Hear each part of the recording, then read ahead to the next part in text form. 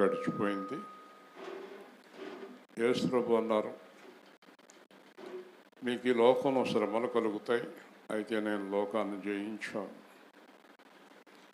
సద్భక్తిలో ఉండేవారికి అందరూ శ్రమ పొందురు, హింస పొందుదురు. దేవుని యందు యథార్థమైన భక్తి గలవారు హింస పొందుతారని బైబిల్ చెప్తుంది. డూప్లికేట్ భక్తి ఉంటుంది, పైకి క్రైస్తవుల వలె నటిస్తూ లోపల లోకాన్ని అనుసరించేవారు ఉంటారు. వాళ్ళకి ఎలాంటి శ్రమలు రావు, ఎందుకంటే వారు దేవుళ్ళు లేరు, సాతానులో ఉన్నారు కనుక సాతాను వాళ్ళని ఏం బాధ పెట్టడు. వీళ్ళు నా దగ్గరికి వస్తారు కదా అనుకుంటాడు. మరి శ్రమలు ఎవరికి కలుగుతాయంటే యథార్థంగా యేసుక్రీస్తులో ఉన్న వారికి శ్రమలు కలుగుతాయి. ఈ రోజుల్లో యేసుక్రీస్తులో యథార్థంగా ఉండేవారు మనకి కనిపించరు, చాలా కష్టము. అలాంటి వారిలో రమాదేవి అని నేను చెప్పగలను. ఎప్పుడు ఎట్టి పరిస్థితుల్లోనే దేవుడికి ప్రాధాన్యత ఇచ్చే మనిషి. కాబట్టి ఈరోజు నేను ఈ రమాదేవి గృహంలో ప్రకటిస్తున్నాను.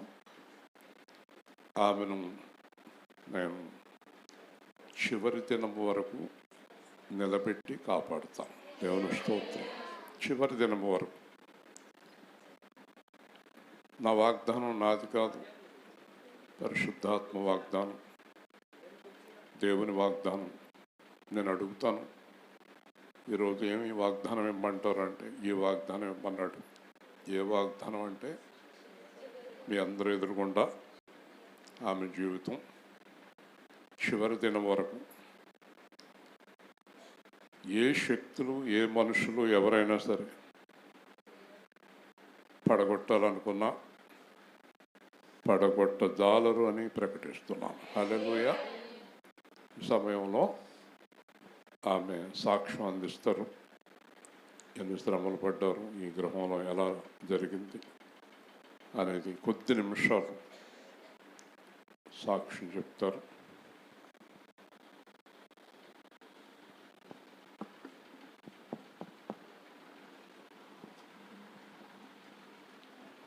అందరికీ నా వందనాలండి. పాస్టర్ గారికి, పాస్టర్ అమ్మ గారికి, కూడి వచ్చిన నా సహోదరి సహోదరులందరికీ కూడా, నా బంధుమిత్రులందరికీ కూడా నా యొక్క కృతజ్ఞత వందనాలు చెల్లించుకుంటున్నాను.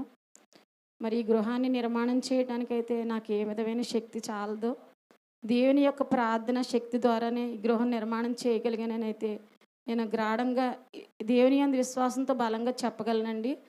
ఎందుకంటే పునాది వేసేసరికి ఇక్కడ గవర్నమెంట్ వారు నాకు స్థలం ఇచ్చారండి. ఈ స్థలం ఇచ్చిన తర్వాత నేను ఇల్లు కట్టడానికైతే నాకు అంత అమౌంట్ కూడా నా దగ్గర లేదు. కానీ నేను ఒక వర్క్ చేస్తున్నప్పుడు అనేక మీటింగులకి వెళ్ళేదాన్ని.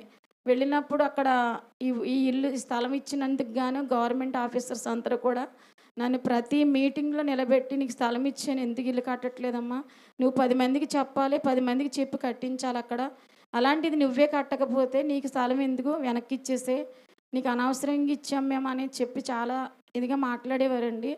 అయితే కూడా నేను అక్కడ బాధపడేదాన్ని, ప్రభువా ఏంటిది, నేను ఇల్లు కట్టలేని పరిస్థితి నాకు తెలుసు, కానీ వాళ్ళు ఎందుకు మాట్లాడుతున్నారు వాళ్ళకి తెలియదు కదా ప్రభువా, నీ వాళ్ళతో మాట్లాడని ఇంటికి వచ్చాక మళ్ళీ ప్రార్థన చేసుకుని దేవునికి అప్పచెప్పేదాన్ని అండి. కానీ ఒక రోజైతే ఒక ఆఫీసర్ చాలా ఘోరంగా మాట్లాడారు నన్ను. కానీ ఇంకా అది భారంగా ప్రార్థన చేసుకుని పాస్టర్ గారికి కూడా చెప్పి ప్రార్థన చేయమన్నాను.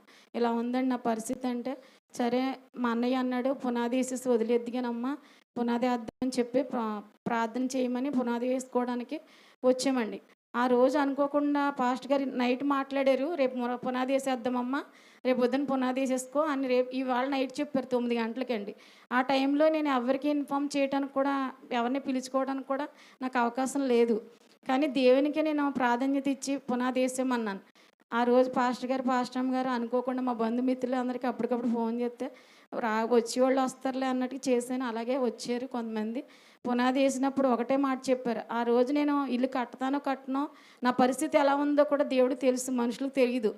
కానీ దైవజనుల ద్వారా మాట్లాడారు మాట దేవుడు, ఇక్కడ పునాది వేస్తున్నది దైవజనులు కాదమ్మా, దేవుని ఆత్మ ద్వారా దేవుని కార్యం ఇక్కడ జరగబోతుంది, ఈ గృహాన్ని దేవుడే కట్టిస్తాడు, తప్పకుండా చివరి వరకు ఆయన ఉండి ప్రతి పని కూడా ఆయన నెరవేరుస్తారని ఆ రోజు నాకు మాట ఇచ్చారు.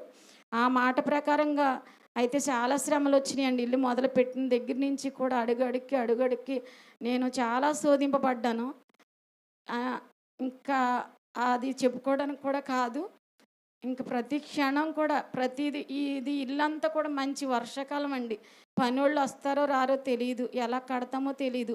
కానీ వాళ్ళందరూ కూడా నా మీద దయుంచి, ప్రేమించి నిజంగా నాకు చేసిన ప్రతి పని వాళ్ళు ఇక్కడ వచ్చారో లేదో నాకు తెలీదు కానీ వాళ్ళందరికీ నేను చాలా కృతజ్ఞతలు తెలుపుకుంటున్నాను. నిజంగా నాకు చాలా హెల్ప్ చేశారండి వాళ్ళు. నా వెనక ఎవ్వరు మగోళ్ళు లేకపోయినా అన్నయ్య, నా సహోదరులు అందరూ కూడా నాకు చాలా సహాయం చేశారు. కానీ దేవుని సహాయం లేకపోతే ఏ మనిషి సహాయం కూడా వ్యర్థమండి. నేను అదే నమ్ముతాను. ఈరోజు ప్రార్థన కూడం కూడా ఇది దేవుని యొక్క ఏర్పాటే. నేనైతే ఉదయం పెట్టుకోవాలనుకునేదాన్ని ప్రతి క్షణంలోనూ. కానీ నేను ఒకటే ప్రార్థన చేసేదాన్ని, దేవా నీ సువార్త కూడిక అక్కడ జరగాలి. అందరూ అన్యజనుల వలె కాకుండా నేను నీ సువార్త ప్రకారంగా వెళ్ళాలి. అదే నాకు కావాలి ప్రభువా అని నేను ప్రతిరోజు ఆయన సన్నిధిలో ఇదే ప్రార్థన చేస్తూ వస్తున్నాను. దేవుడు నా కోరికను, నా చివరి ఆశ ఇది తీర్చాడండి. ఎందుకంటే ఈరోజు ఇలా జరగటం నాకు చాలా ఆనందంగా ఉంది. మాటల్లో చెప్పలేను. కానీ దేవుడు శ్రమలు వస్తాయి, కానీ ఆ శ్రమలు తట్టుకుని జయించే శక్తి నాకు ఇచ్చాడు కాబట్టి నేను తట్టుకుని నిలబడ్డాను. అనుక్షణం సేవకులు నా వెనుకుండి ప్రార్థన చేస్తా నన్ను అనుక్షణం బలపరుస్తూనే ఉన్నారు. దేవుడు నీకు తోడున్నప్పుడు నువ్వు మనుషులకు భయపడొద్దమ్మా, మనుషుల సహాయం కాదు దేవుడు సహాయం కావాలని ప్రార్థన చేస్తున్నానమ్మా అని ప్రతిరోజు కూడా నాకు ప్రార్థన చేస్తూనే బలపరిచారు. ఈరోజు నేను ఈ ఇంటిని అంతటిని కూడా నా చేతుల మీదుగా ప్రతి వస్తువు నా చేతులతో కొనుక్కొని ఈ విధంగా నిర్మాణం చేసుకుంటానని నేను అనుకోలేదండి. దేవుని చిత్తం. ఆయన నిర్మాణం చేస్తానని మాట ఇచ్చాడు కాబట్టి ఇది నిర్మాణం చేశారని నేను నమ్ముచున్నాను. మీ అందరికీ వందనాలండి.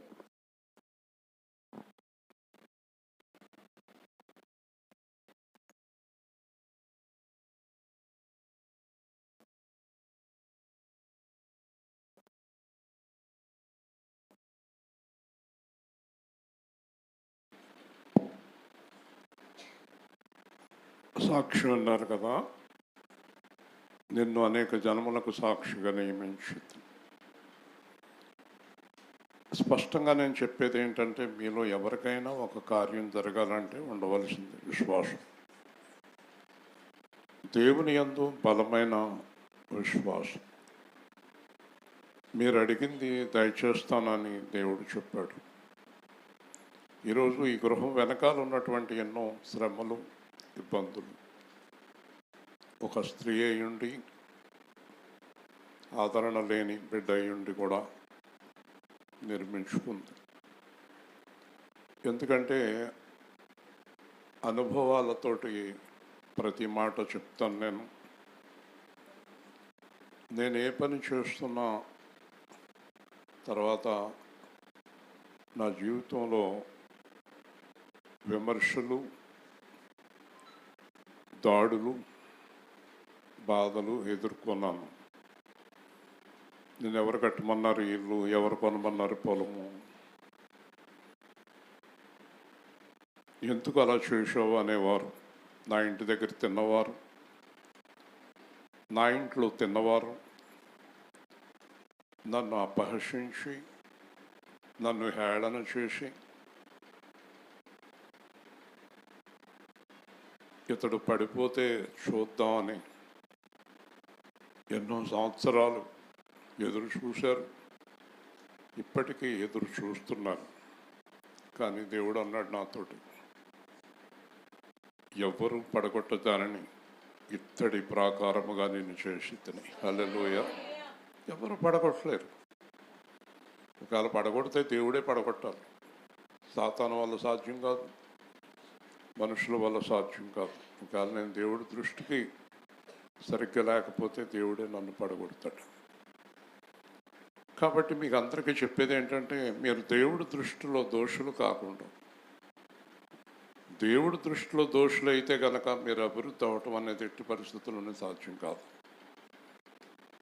ఈ అమ్మాయి దేవుని దృష్టిలో దోషి కాదు. వివాహానికి ముందు నుంచి కూడా ఏ విషయంలోని ఈ అమ్మాయి దేవుని దృష్టిలో దోషి కాదు. ఎందుకంటే వాళ్ళ కుటుంబం గురించి నాకన్నా బాగా ఎవరికి తెలియదు. వాళ్ళ అన్నయ్యనికి ఉద్యోగం ఇచ్చి తీసుకెళ్ళింది నేను. వాళ్ళందరి జీవితాలు చిన్నప్పటి నుంచి గమనిస్తున్నది నేను. ఎక్కడెక్కడో తిరిగి దేవుడు మళ్ళీ నా దగ్గరికి వాళ్ళని పంపించాడు. వచ్చిన తర్వాత వీళ్ళకి ఎన్నో శోధనలు, ఇక్కడికి వెళ్ళడానికి లేదు, ఆ చర్చికి వెళ్ళొద్దని శోధనలు, తర్వాత ఎన్నో బాధలు, ఇబ్బందులు. అయినప్పటికీ నిలబడి, ఇది సామాన్యమైన విషయం, ఎట్టి పరిస్థితుల్లోనే కాదు. ఇంట్లో 10 మంది సభ్యులు ఉంటున్నారు, ఒక పని చేయలేకపోతున్నారు. మగవాళ్ళు ఉన్నారు, ఆడవాళ్ళు ఉన్నారు, అశక్తులుగా ఉన్నారు. ఒక స్త్రీ అయి ఉండి, పురుష సహాయం లేని స్త్రీ అయి ఉండి, ఒక చిన్న కుమార్తెను పెట్టుకుని తన జీవితాన్ని ఇలా కట్టుకోవటం దేవుడు చూశాడు. అందుకే ఈరోజు వాగ్దానం చేశాడు, నీ జీవితంలో చివరి దినం వరకు నేను నడిపిస్తాను. హల్లెలూయా. ఆ వాగ్దానం ఆవిడికి సంబంధించిందే, ఆవిడ కుమార్తెకు, అల్లుడికి, ఎవరికి సంబంధించింది కాదు. ఎందుకు ఇలా అంటున్నానంటే, నా యందు ఎవరు విశ్వాసం ఉంచుతారో వారిని మాత్రమే నేను ఎరుగుదును. యేసు ప్రభు ప్రార్థన చేస్తూ, వారు నీవారైనందున వారి కొరకు మాత్రమే ప్రార్థన చేస్తున్నాను అన్నాడు దేవుడితో. గుర్తుపెట్టుకోండి, ఈరోజు ఊరికే వచ్చి కాలక్షేపానికి వచ్చి వెళ్ళిపోకండి, జ్ఞానం తెచ్చుకోండి. వారు నీవారైనందున వారి కొరకు ప్రార్థిస్తున్నాను అన్న మాటకు అర్థం ఏంటంటే, ఎవరు యేసుక్రీస్తు మీద పూర్తిగా ఆధారపడతారో వారు ఆయన వారు, వారి కొరకు మాత్రమే యేసు దేవుడికి విజ్ఞాపన చేస్తాడు. హల్లెలూయా.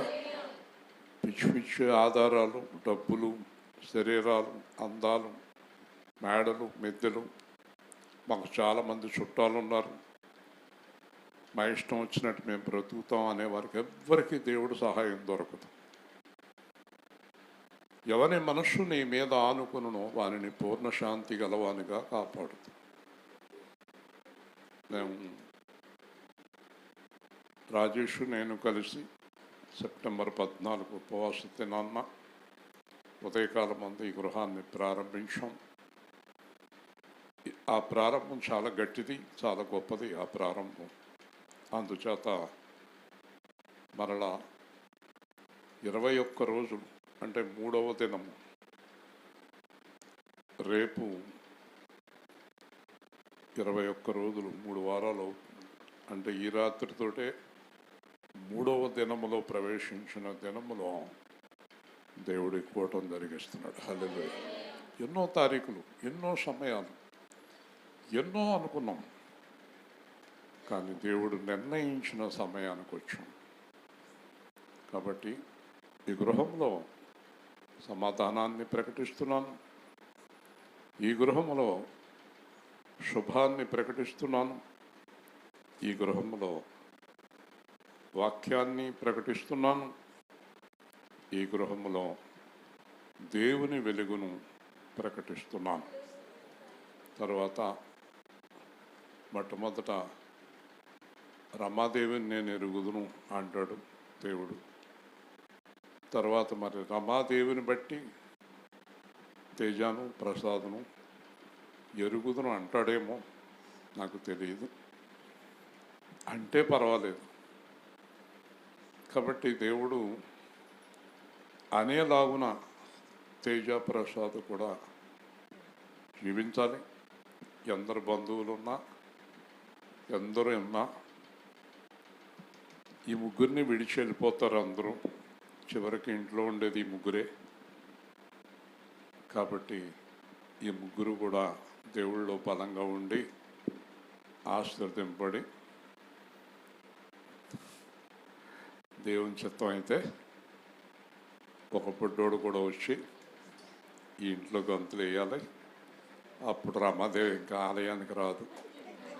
తాగలేకపోతున్నానండి ఆడితోటి. వాళ్ళ అమ్మ వాళ్ళ నాన్న ఏమో కంప్యూటర్ గట్ట టిప్పు అని కొట్టుకుంటున్నారు. నాకేమో ఆడితో తేగలేకపోతున్నాను అనొచ్చు. తప్పకుండా దైవజనుడు వాక్కుని దేవుడు స్థిరపరుస్తాడు. మళ్ళీ మనం ఈ ఇంట్లో కూటమి ప్రసాద్ ఉన్నాడు ఇక్కడ వింటున్నాడా? మళ్ళీ ఇంట్లో కూటమి పొడ్డోడిదే అవ్వాలని కోరుకుందాం. హల్లెలూయా. ఓకే. యెషయా గ్రంథం 49వ అధ్యాయం 8వ వచనం నుండి 10వ వచనం వరకు దివ్యమైన దేవుని మాటలు, ఆశీర్వాదకరమైన మాటలు మనం విందాం. యెషయా గ్రంథం 49, 8 నుండి 10 వరకు. జనులకు ఏంటిది?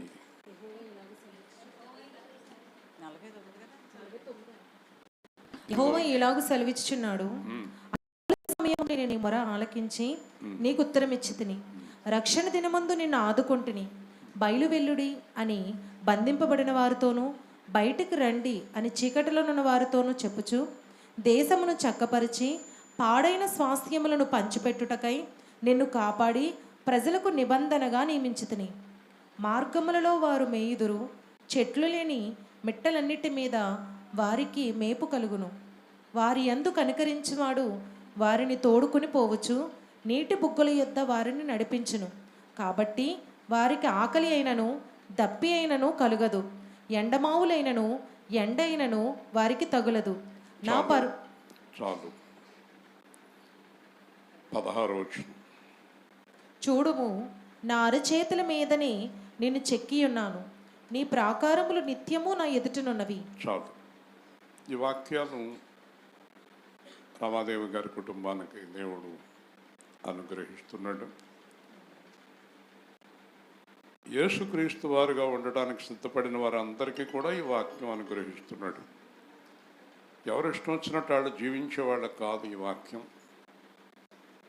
యేసుక్రీస్తు కొరకు జీవించేవారు ఎవరైనా ఇక్కడ ఉంటే వారికి కూడా ఈ వాక్యం అనుగ్రహించబడుతుంది. నన్ను చేసిన దేవుణ్ణి నేను మహిమపరచినప్పుడు నా బ్రతుకు వ్యర్థమే. మనుషులను గొప్ప చేసేవాళ్ళు, రకరకాలుగా గొప్ప చేసేవాళ్ళు ఉన్నారు, కానీ దేవుణ్ణి గొప్ప చేసేవారు,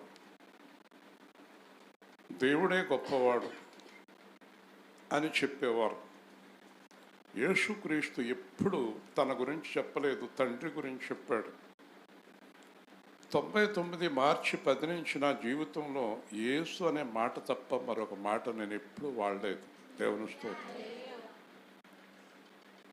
వాళ్ళ వల్ల చదువుకున్నాను, వీళ్ళ వల్ల మందిరం కట్టాను, వాళ్ళ వల్ల సువార్త చేస్తున్నాను, వీళ్ళ వల్ల నిలబడ్డాను అని ఎప్పుడు చెప్పలేదు. యేసుక్రీస్తు వలనే నేను జీవించుచున్నాను అని చెప్పేవాడినై ఉన్నాను. ఎవరైతే యేసుక్రీస్తుని ఘనపరుస్తారో వాళ్ళ జీవితాలు ఘనపరచబడతాయి. యేసుక్రీస్తు యొక్క వాగ్దానములు ఎవరికి దొరుకుతాయంటే ఆయన మీద ఆధారపడిన వారికి, తాగుబోతులకి, తిరుగుబోతులకి, పాపం చేసేవారికి, మోసం చేసేవారికి, విమర్శించేవారికి, హేళన చేసేవారికి, ఎదుటివారిని పడగొట్టేవారికి, సోమరిపోతులకు దేవుని వాగ్దానాలు నిలబడవు. దేవుని వాగ్దానం ఎవరి జీవితంలో జరుగుతుందంటే దేవుడికి ఎవరు ప్రాధాన్యత ఇస్తారో వారికే జరుగుతుంది. సమస్తము సమకూడి జరుగుతాయి. ఎందుకంటే దేవుడు చేయలేని కార్యం ఏది లేదు కనుక. హల్లెలూయా. దేవుడు చేయలేనిది ఏమీ లేదు. నీ వల్ల ఏమీ అవ్వదు. నువ్వు అక్కడి నుంచి ఇక్కడికి రావాలంటే దేవుని కృప కావాలి. అడుగు తీసి అడుగు వేయలేవు. వీళ్ళు అన్నారు పురుగులండి, పాములండి, చెట్లండి, అవెందుకు వస్తాయి మన దగ్గరికి? ఏమీ జరగదు. దేవుడు మనల్ని నడిపిస్తాడు. ఒక్కొక్క మాట వివరించి నేను చాలా త్వరగా ఈ కార్యక్రమాన్ని ముగిస్తాను. 7 గంటలకే ప్రారంభం కావాలి. మన వాళ్ళందరూ అలవాటు ప్రకారం 7:45 వచ్చారు. మీరు సమయాన్ని గమనించుకోవాలి. కొన్ని కార్యక్రమాలు వేగంగా చేసుకోవాలి. ఏంటి వినాలి జాగ్రత్తగా దేవుడి మాట. పైగా నా దగ్గర కూర్చున్నారు. సరిగ్గా కూర్చో, సరిగ్గా ఇలా చాలా జాగ్రత్తగా ఉండాలి. అనుకూల సమయం మందు నీ మొర ఆలకించి నీకు ఉత్తరం ఇచ్చితిని, రక్షణ దినమందు నిన్ను ఆదుకుంటుని. ఈ రోజట దేవుడు ఏం చెప్తున్నాడంటే, దేవుని పిల్లలందరికీ, రమాదేవి గారికి, తేజకు అందరికీ, నీ జీవితంలో, మీ జీవితంలో ఒక అనుకూల సమయం ఇది అన్నాడు. హల్లెలూయా. అనుకూల సమయం. కొరంథీయులు అంటాడు, ఇదిగో ఇప్పుడే మిక్కిలి అనుకూల సమయం, ఇదే రక్షణ దినం. చాలాసార్లు మనం యేసుని అంగీకరించాలనుకుంటాం, కానీ ఆ టైం ప్రకారం అంగీకరిస్తాం. చాలాసార్లు పాపం మానేయాలని యేసులో నిలబడాలనుకుంటాం, ఆ టైం ప్రకారం పాపం మానేసి అంగీకరిస్తాం. చాలాసార్లు దేవుళ్ళో ఎదగాలనుకుంటాం, ఆ టైం ప్రకారం ఎదుగుతాం. కాబట్టి దేవుడు ఏమంటున్నాడంటే, ఇది అనుకూల సమయం, నీ మొర ఆలకించిన సమయం, నిన్ను ఆదుకునే సమయం. దేవుడు అంటున్నాడు ప్రత్యేకంగా, నిన్ను ఆదుకుని నీ మొర ఆలకించి నీ ప్రార్థనలన్నీ సఫలం చేసే సమయానికి నిన్ను తీసుకొచ్చాను. హల్లెలూయా. హల్లెలూయా అంటే మాట రాదా నీకు? ఎలాగో లేగో నెలకు 15 రోజులు కరెక్ట్గా ఉంటుంది. దేవుళ్ళు అనుకూల సమయం, రక్షణ దినం. ఇప్పుడు ఏం చేయాలి? ఈ అనుకూల సమయం అలాగే ఉండిపోవాలి, ఈ రక్షణ దినం అలాగే ఉండిపోవాలి, ఈ దీవెన అలాగే ఉండిపోవాలి, ఎప్పుడు ఉండిపోవాలి. అంటే ఏం చేయాలి? యేసు ప్రభువుని గట్టిగా పట్టుకుని, నన్ను దాటిపోవద్దు, ఈ దినము ఆ దినము వరకు, ఏ దినము? రాకడ దినము లేదా పోకడ దినం. ఈ దినము ఆ దినము వరకు నువ్వు కొనసాగించు నన్ను, ఈ రోజు నుంచి ఇంకా నన్ను విడిచిపోవద్దు అని గట్టిగా పట్టుకోవాలి. దేవుడు అంటాడు, నేను నిన్ను విడిచిపోవద్దా? నేను ఎప్పుడు నీతోనే ఉండాలా? అవును. అయితే నా కోసం ఎవరినైనా విడిచిపెడతావా? ఏం చెప్తుంది రమాదేవి? అది నువ్వు నా కోసం ఎవరినైనా విడిచిపెడతావా? దేవుడు అడుగుతాడు. నన్నే ఎంచుకుంటావా? నేనే కావాలా నీకు? నా కోసం అన్నదమ్ములు, తల్లిదండ్రులు, అక్క చెల్లెళ్ళు, బంధువులు, ప్రాణమును సైతం విడిచిపెడతావా? ఈ రోజున మీలో ఎంతమంది ఆ వాగ్దానం చేస్తారో? నా కూతురు లేకుండా, నా మనవడు లేకుండా, నా భర్త లేకుండా, నా పిల్లలు లేకుండా, డబ్బు లేకుండా, నా చుట్టాలు లేకుండా నేను బతకలేను అంటావా? వెళ్ళిపోతాను. లేదు, నీ కోసం ఏదైనా విడిచిపెడతాను అంటావా? నేను నీతో ఉంటాను. హల్లెలూయా. చూసారా వాగ్దానం? పాటలు పాడతాం కాదు, వాగ్దానంలో నిలబడతాం. ఆ వాగ్దానం ఇచ్చేవాళ్ళకి బయలు వెళ్ళుడి, బయటకు రండి. ఎవరిని? బంధింపబడిన వారిని, చీకటిలో ఉన్నవారిని. ఏంటి బంధకాలు? అపవాది, బంధువులు, మొగుడు, పెళ్ళం, పిల్లలు, డబ్బు, బంధకాలు, చీకటి. నిన్ను చీకటిలోకి లాగే ప్రయత్నం చేస్తున్నారు, నిన్ను పడగొట్టే ప్రయత్నం చేస్తున్నారు. నువ్వు సంతోషంగా ఉండకూడదని అనుకుంటున్నారు. ఎవరు? దెయ్యములు, దెయ్యముల సంబంధులు. ఎప్పుడైతే నువ్వు నాకు వాగ్దానం చేసావో వాళ్ళ దగ్గర నుంచి నిన్ను నా దగ్గరికి లాక్కుంటాను. హల్లెలూయా. నా దగ్గరికి లాక్కుంటాను. ఎప్పుడైతే నన్నే నువ్వు కోరుకుంటావో నీతో నేను ఉంటాను. అందుకే నీకు వాగ్దానం చేశాను. ఎవరు పడగొట్టాలనుకున్నా నిన్ను పడగొట్టలేరు. హల్లెలూయా. నాతో ఉంటే ఎప్పుడైతే నన్ను విడిచిపెట్టి ఒక పాపాన్ని ప్రేమించావో, ఒక డబ్బును ప్రేమించావో, ఒక మోసాన్ని ప్రేమించావో అవి నిన్ను బంధకాల్లోకి, చీకట్లోకి లాగేస్తాయి. అందుకే పౌలు అన్నాడు, నన్ను యేసు ప్రభు నుంచి ఎవ్వరూ విడదీయలేరు. హల్లెలూయా. మరణం కూడా. కాబట్టి ఈరోజు దేశంలో చక్కపరిచి పాడైన స్వాస్థ్యములను పంచిపెట్టుటకై ఎప్పుడైతే నీ జీవితం నా చేతులకు ఇచ్చావో, ఎక్కడెక్కడ పాడైంది, నీ కూతురు ఎక్కడుంది, నీ అల్లుడు ఎక్కడున్నాడు, నీ సమస్యలు ఎక్కడున్నాయి, నిన్ను పాడు చేసేవారు ఎక్కడెక్కడున్నారో వాళ్ళందరినీ నేను బాగు చేస్తాను. హల్లెలూయా. చూసారా, పాడైన స్వాస్థ్యములు. పాడైనవి అంటే వాళ్ళకు ఉన్నటువంటి వాటిని పాడు చేసుకున్నారు. వాళ్ళకున్న దాన్ని పాడు చేసుకున్నారు. స్వాస్థ్యం పాడైంది. తిరిగి వాటిని నేను మీకు తిరిగి ఇస్తాను. హల్లెలూయా. పంచిపెడతాను. పాడైన స్వాస్థ్యములు పంచిపెట్టుటకై నిన్ను కాపాడి. ఈ మాటలన్నీ మర్చిపోకండి. ఎవరితో చెప్తున్నారో తెలుసా? కేవలం ఆయన్ని ప్రేమించే వారితో మాత్రమే యేసు మాట్లాడుతున్నాడు. హల్లెలూయా. లోకాన్ని ప్రేమించే వారితో దేవుడు మాట్లాడతలేదు. నేను వాక్యం ఏదో చెప్పాలని రాను, ఆయన ఏం చెప్పమంటే చెప్తాను. కాబట్టి నిన్ను కాపాడి ప్రజలకు నిబంధనగా. ప్రజలకు నిబంధన అంటే అర్థం తెలుసా మీకు?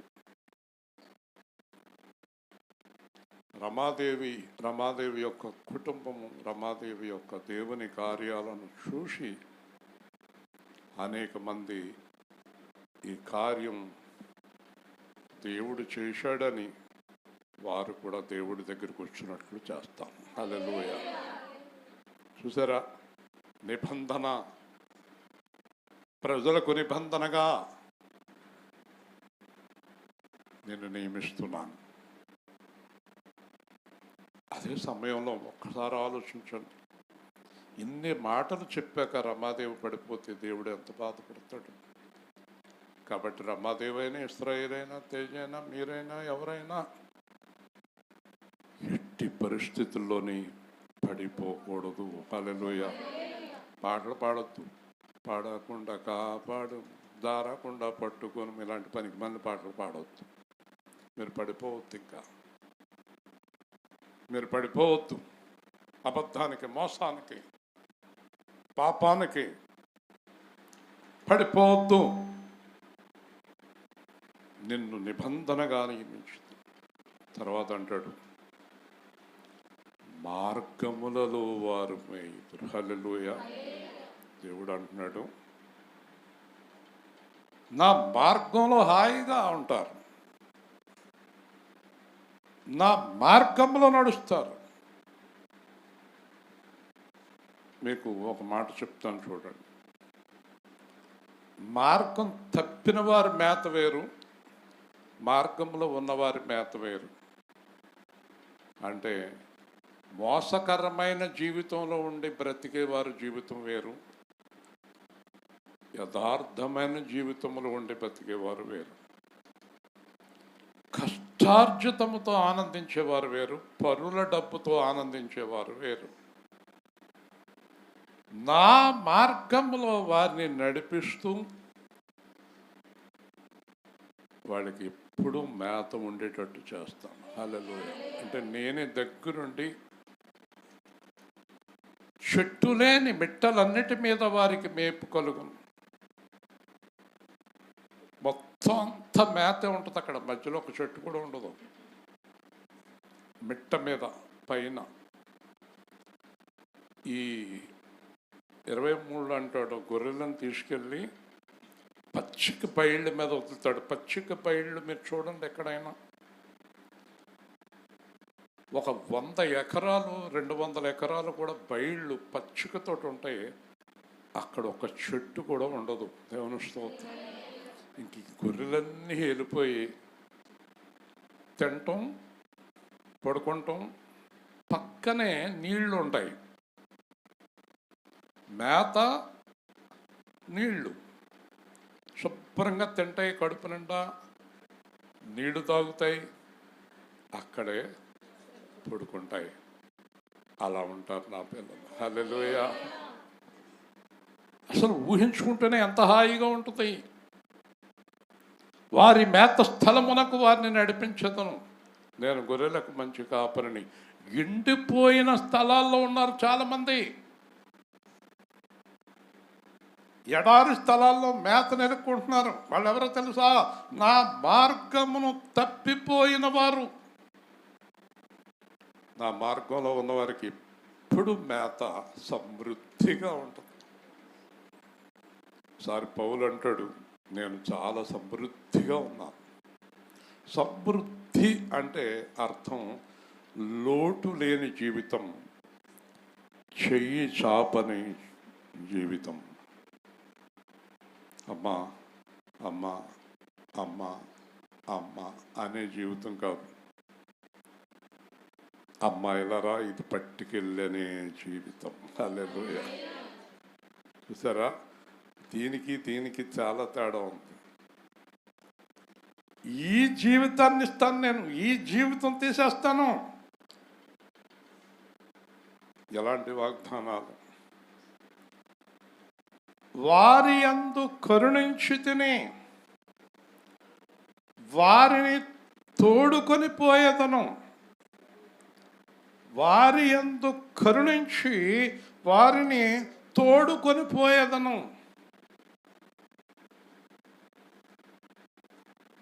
యోసేపు అనుకున్నాడు, ఎక్కడికి తీసుకెళ్తున్నాడు నన్ను, ఎక్కడికి తీసుకెళ్తున్నాడు నన్ను,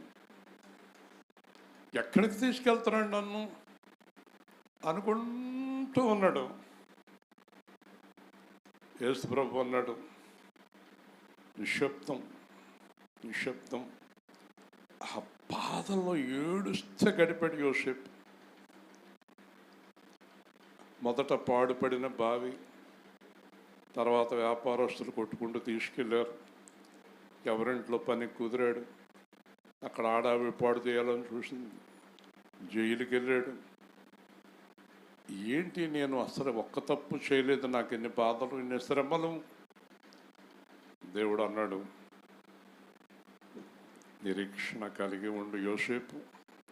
చివరికి యోసేపు అడిగాడు జైల్లో, నాకు ఏదైనా చిన్న పనిస్తే ఎక్కడికైనా దూరంగా వెళ్ళి బతుకుతాను.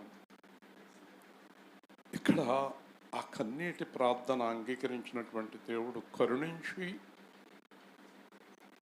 యోసేపును తోడుకెళ్ళి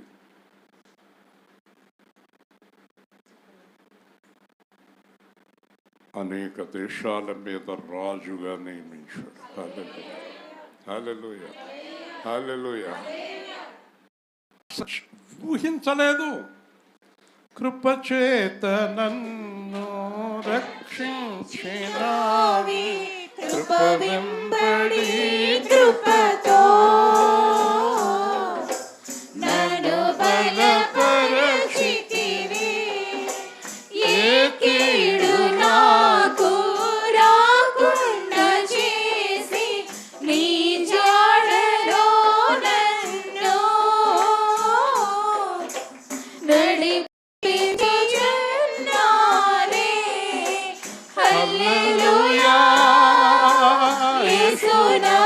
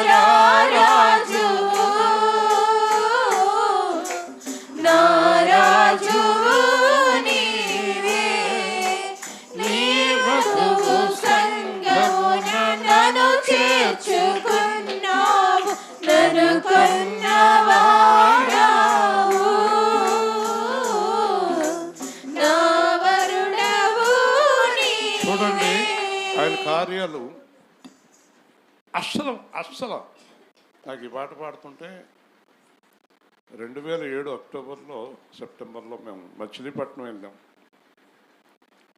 మా పాప నిశ్చితార్థం కోసం. బందరు వెళ్ళి ఆ చర్చిలోకి వెళ్ళేటప్పటికి నాకు ఈ పాట పాడుతుంటే చాలా దుఃఖం. ఎందుకంటే అంత దుఃఖానికి కారణం ఏంటంటే 86 జనవరి నుంచి జూన్ వరకు అదే ప్రాంతాల్లో నేను ఓఎన్జీసీలో పనిచేసిన అక్కడ తిరిగాను. నేను ఏ హోటల్లో భోంచేసేవాడిని, ఎక్కడ తిరిగేవాడిని, ఆ ప్రాంతాలన్నీ చూస్తున్నాను. నేను రోజు ఒక హోటల్లో మధ్యాహ్నం సాయంత్రం భోంచేసేవాడిని. సంపూర్ణ ఆ హోటల్ దగ్గర ఆగింది కారు. అక్కడి నుంచి ఆ ప్రాంతం అంతా 6 నెలలు అక్కడే తిరిగాను నేను. 86 21 సంవత్సరం తర్వాత నేను అక్కడికి వెళ్ళినప్పుడు నిశ్చితార్థం చేస్తూ వాక్యం చెప్పడానికి ముందు అక్కడ ఉండే పాస్టర్ గారు ఈ పాట పాడాడు. కృపచేత నన్ను రక్షించి కృప వెంబడి కృప తన వెంటనే అబ్బబ్బబ్బ 21 సంవత్సరాలకు ముందే నా ప్రభువుకి నేను ఇక్కడికి వస్తానని తెలుసు. దేవుని స్తోత్రం. ఇలాంటి ఆశ్చర్యకార్యాలు మన జీవితంలో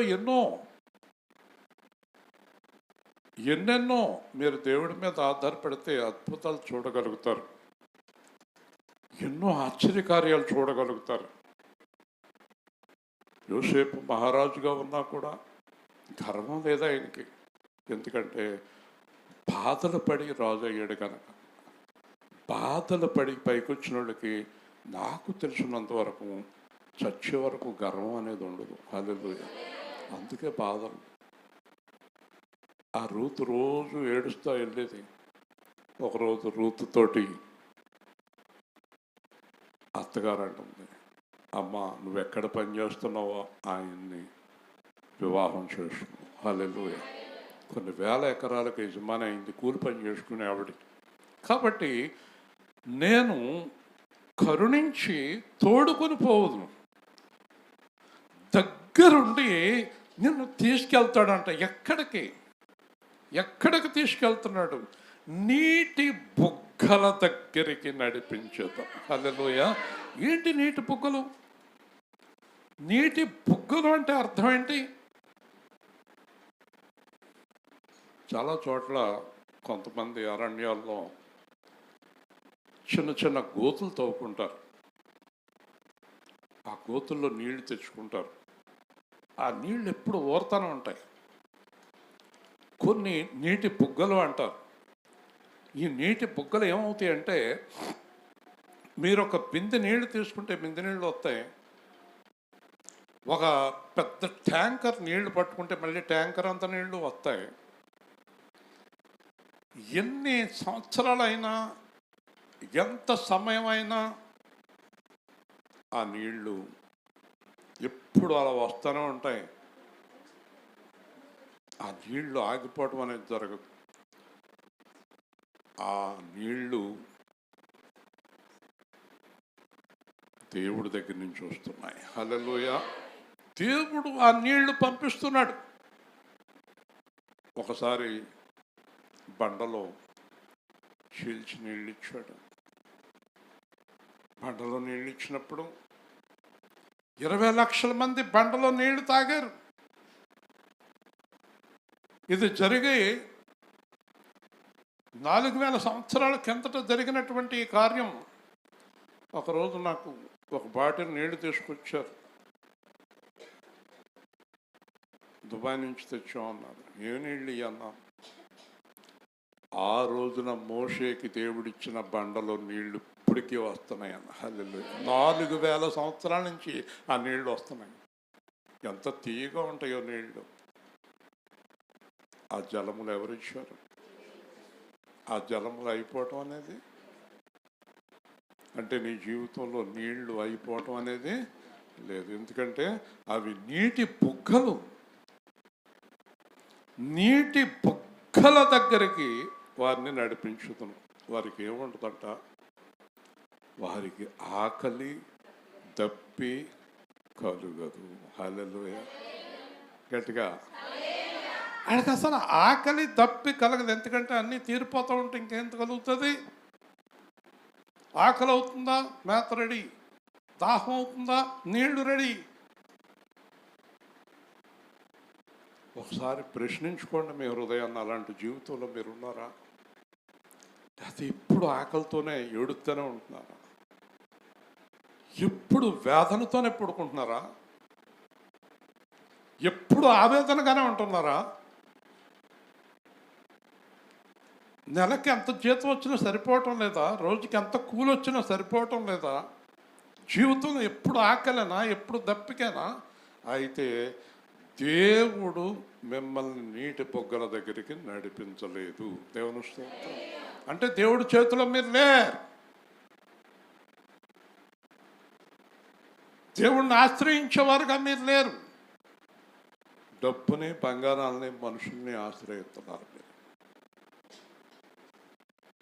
మనుషుల కాళ్ళు పట్టుకుంటున్నారు, ఆళ్ళకాళ్ళు ఏళ్ళకాళ్ళు పట్టుకుంటున్నారు.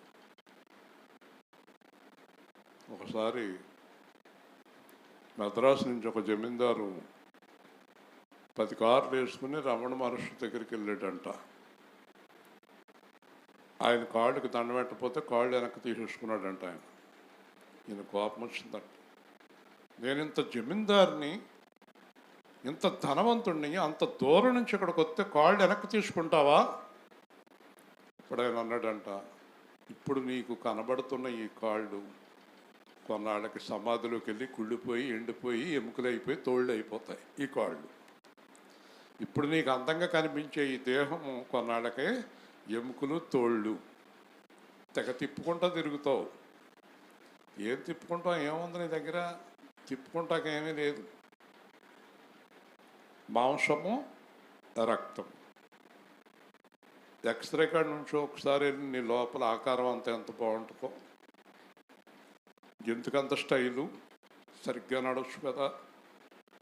ఈ ప్రాంతంలో తిప్పుకునేవాళ్ళు జాగ్రత్త, కాళ్ళు ఇరిగిపోతే, గోతులు ఎక్కువ ఉన్నాయి, జాగ్రత్తగా నడండి, తిప్పుకోకండి. కాబట్టి రమణ మహర్షి అన్నాడు, మరి అయితే నేను ఎవరికి దండం పెట్టాలి అన్నాడు. పైకి చూడు అన్నాడు.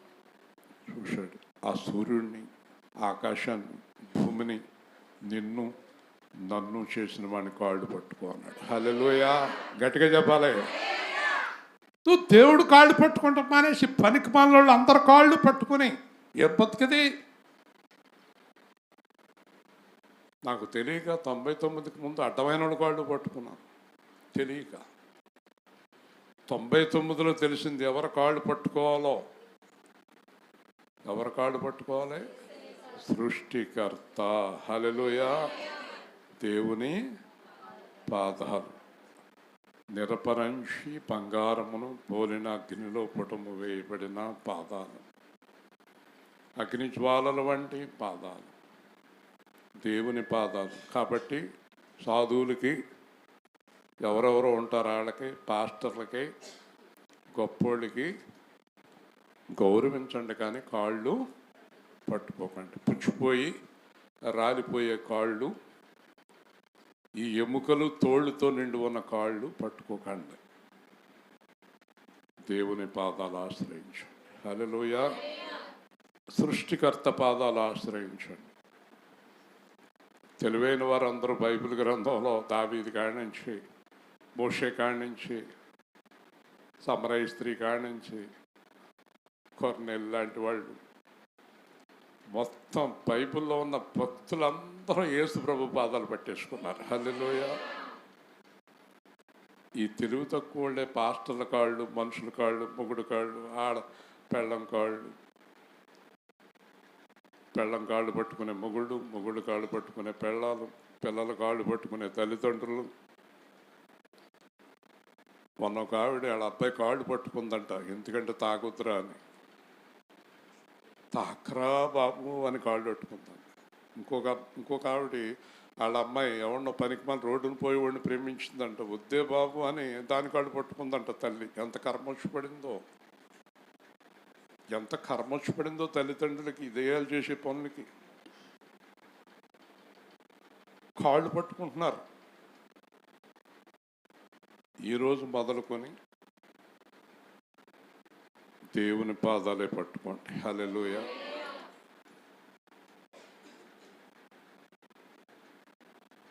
ఆయన్ని ఆశ్రయించాడు. ఆయన్ని ఆశ్రయించే వారు ఎప్పుడూ సిగ్గునందరు. ఒక ఆవిడ ఒకటి కాళ్ళు పట్టుకుని, ఏమండి నెల నెల నాకు డబ్బులు పంపుతున్నారు, మానేశారండి, మీ కాళ్ళు పట్టుకుంటాను పంపండి. నేను పంపను అంటున్నాడంట. నేను అన్నాను, నువ్వు కాళ్ళు పట్టుకుంటూ మానేశాక నీకు డబ్బులు వస్తాయి నెల నెల అన్నాను. ఎలా వస్తాయండి అంది. ఆయనతో మాట్లాడు. నువ్వు ఎప్పుడు మీ ఆయన డబ్బులు అడగకు, దేవుడితో మాట్లాడు, దేవుడు నీకు డబ్బులు పంపిస్తాడు. హల్లెలూయా. కాబట్టి ముగింతున్నాను. ఆకలి దప్పిక కలగదు. 99 నుంచి ఈ రోజు వరకు 25 సంవత్సరాలు నాకు ఆకలి దప్పిక లేదు. అంతకుముందు ఒక 10,000 మంది పైన అధికారిగా ఉన్నప్పుడు కూడా నేను ఆకలి దప్పిక కలిగి ఉన్నాను. యేసు ప్రభువులోకి వచ్చాక మళ్ళీ నాకు ఆకలి దప్పిక లేదు. చివరిగా ఎండ మావులు ఎండ వారికి తగలదు. ఎండ మావులు అంటే తెలుసు కదా మీకు. ఈ ఎడారుల్లో ఎండ మావులు అంటే చాలా దాహంగా ఉంటుంది మనకి. ఎడారులు దూరంగా చాలా నీళ్లు ఉన్నట్టు కనబడతాయి, చాలా నీళ్లు ఉన్నట్టు కనబడతాయి. దగ్గరికి వెళ్ళేటప్పటికి నీళ్లు ఉండవు.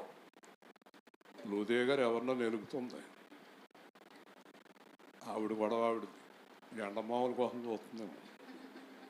కాబట్టి ఈ ఈ యొక్క తీరా అక్కడికి వెళ్ళేటప్పటికి అక్కడ నీళ్ళు ఉండవు. మళ్ళీ అక్కడి నుంచి కూర్చోవాలి, సంభాషణ ఉండకూడదు.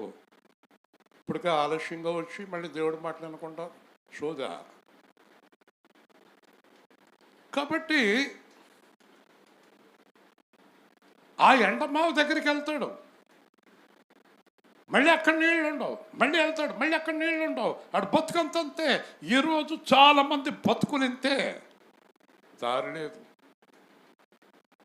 దారి కానక తిరుగుతున్నారు, చీకట్లో తిరుగుతున్నారు. నీళ్లు లేవు, భోజనం లేదు, బ్రతుకు బాగలేదు.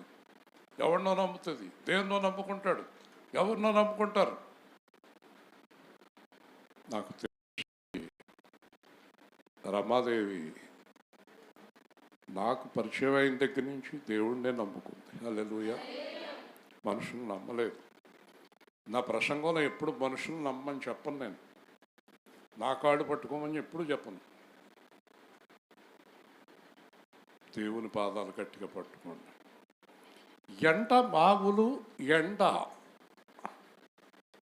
పగలు మేఘస్తంభము, రాత్రి అగ్నిస్తంభము.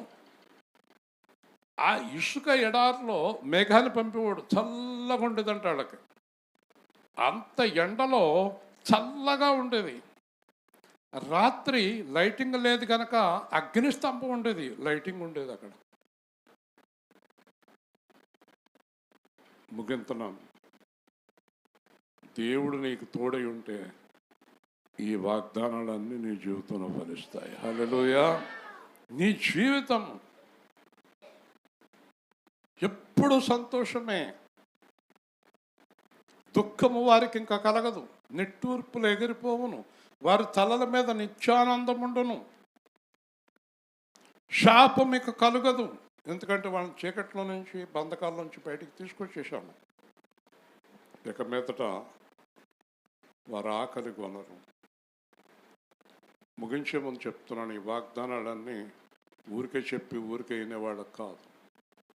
యేసు ప్రభువుని దేవుడిగా అంగీకరించిన వారికే ఈ వాగ్దానాలు, యేసు ప్రభువుని రక్షకుడిగా అంగీకరించిన వారికే ఈ వాగ్దానాలు, యేసు ప్రభుకి ఇష్టం లేని పనులు మానేసిన వారికే ఈ వాగ్దానాలు, యేసు ప్రభువులాగా నడిచే వారికే ఈ వాగ్దానాలు.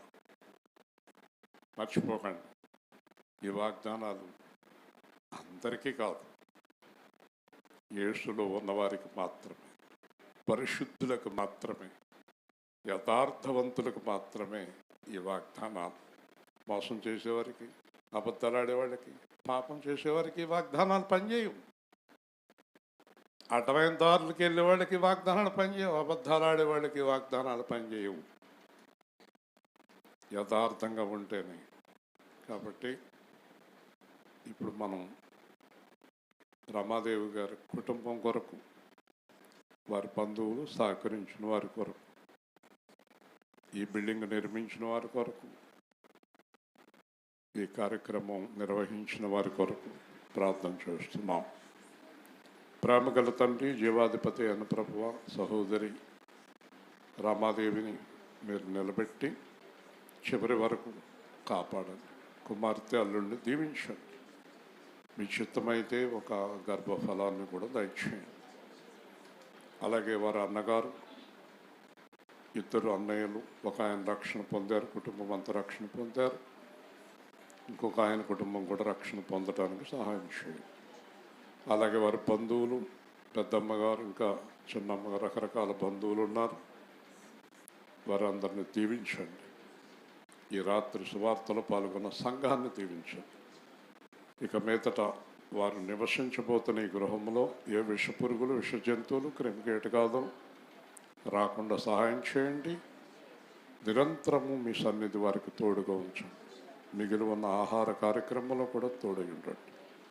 యేసుక్రీస్తు నామములో ప్రార్థిస్తున్నాము తండ్రి, ఆమేన్. అలాగే రేపు రాత్రి రాలింగి సంత్ మార్కెట్ దగ్గర సువార్త. మంచిదండి.